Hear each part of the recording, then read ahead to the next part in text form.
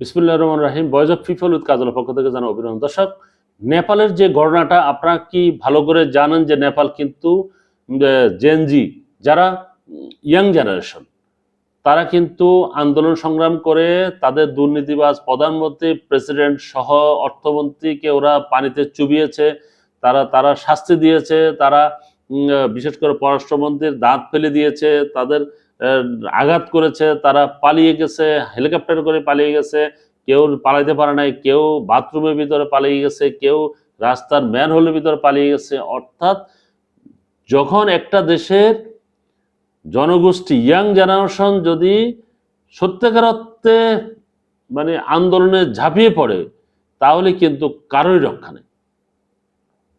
সেনা শাসন যারা করে তারাও দেখছি যে তারাও পালিয়ে গেছে, যারা স্বৈরশাসক ছিল তারাও পালিয়ে গেছে। বিশ্বের বিভিন্ন জায়গায় এসব ঘটনাগুলো ঘটেছে। বাংলাদেশটা অনুকরণ করে সেখানে নেপালেও পালিয়েছে, তারপরে শ্রীলঙ্কা পালিয়েছে, এরপরে এখন শুনতেছি আমাদের পার্শ্ববর্তী দেশে, সেখানে কি হয় এখনো জানি না, হয়তো ওখানেও শুরু হয়ে যাবে, কারণ অলরেডি জেনজিরা কিন্তু সংগঠিত হয়েছে, তারা দুর্নীতিকে কখনোই প্রশ্রয় দেয় না। এখন প্রবলেমটা হলো নেপালে, সরি, তো নেপালে যে প্রবলেমটা হলো, সেই প্রবলেমটা হলো তাদের অন্তর্বর্তী যে এখন প্রধানমন্ত্রী নিয়োগ দিয়েছেন, ওনার নাম হলো সুশীলা কার্কি। উনি হলো সাবেক প্রধান বিচারপতি। উনি ক্ষমতা নিয়েই উনি বলছেন যে যারা এই আন্দোলন সংগ্রাম করেছে, তারা যারা ভাঙচুর করেছে, যারা মন্ত্রীদের বিভিন্ন জায়গায় ইয়ে করছে, তাদের বিচার হবে। কথাটা শুনে হাসবো না কানবো বুঝতে পারতেছি না।